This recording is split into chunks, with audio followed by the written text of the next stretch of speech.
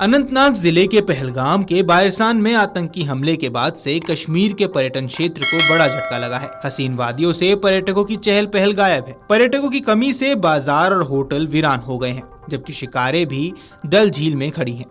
कुछ पर्यटक कश्मीर घूमने आ रहे हैं, लेकिन जो हाल पहलगाम घटना से पहले था अब उसके विपरीत है।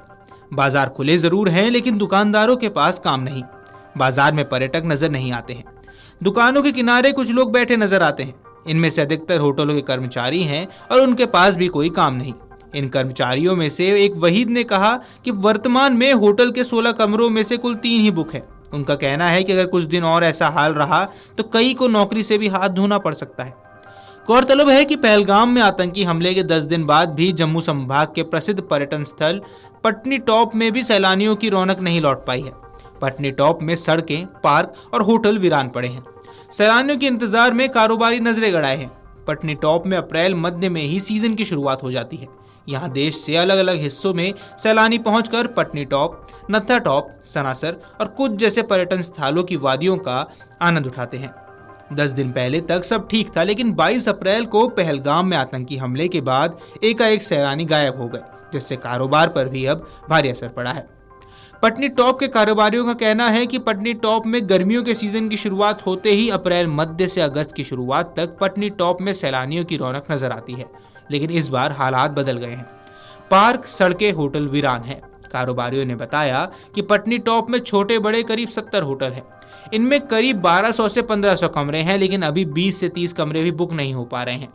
होटल कर्मचारियों की बात करें तो एक होटल में 20 से 50 कर्मचारी हैं, जिनकी रोटी भी नहीं निकल पा रही है। कारोबार ठप होने से इनके वेतन की मुश्किलें अब खड़ी हो गई हैं। वहीं फोटोग्राफर यूनियन के प्रधान सुभाष चंद्र ने कहा कि उनके करीब 25 फोटोग्राफर हैं, मगर पहलगाम हमले के बाद फोटोग्राफरों की बोनी भी नहीं हो पा रही है। टैक्सी यूनियन के प्रधान प्रकाश चंद ने कहा कि पर्यटकों को न आने से टैक्सी की किस्त जमा करने में भी मुश्किलें खड़ी हो गई हैं। ऐसा ही कुछ हाल विश्व प्रसिद्ध डल झील का है। पहलगाम घटना से पहले यहाँ सुबह से देर शाम तक बड़ी संख्या में पर्यटक शिकारों का आनंद लेते थे। अब डल झील शांत है। शिकारें झील के किनारे पर खड़ी हैं। शिकारा संचालक अब्दुल रहमान ने कहा कि जब कोई आतंकवादी घटना होती है तो आम कश्मीरी पिसता है। हमारा सब कुछ लुट गया। ऐसा सन्नाटा हमने कोविड अनुच्छेद 370 के हटने के दौरान देखा था। गौरतलब है कि जम्मू कश्मीर के पहलगाम में 22 अप्रैल को आतंकियों ने पर्यटकों पर अंधाधुंध गोलियां बरसाकर 26 लोगों की नृशंस हत्या कर दी थी।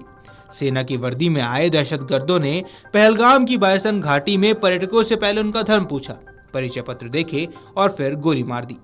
इसके बाद से भारत ने कई मोर्चों पर पाकिस्तान की नींदें उड़ा दी हैं। पहलगाम आतंकी हमले के बाद से ही पाकिस्तान डरा हुआ है और सिंधु जल संधि के निलंबन से लेकर पाकिस्तानी नागरिकों के वीजा रद्द करने तक भारत ने पाकिस्तान पर अब कई पाबंदियां लगा दी हैं।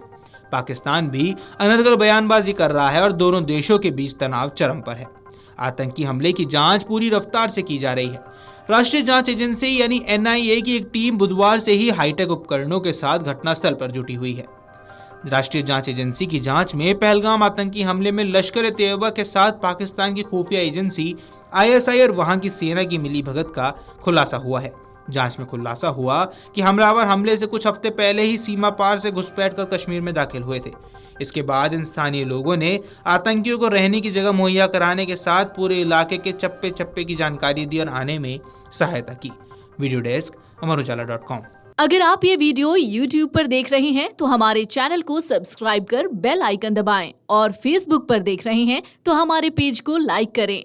8 मिलियन प्लस सब्सक्राइबर, आपके इस भरोसे के लिए बहुत धन्यवाद।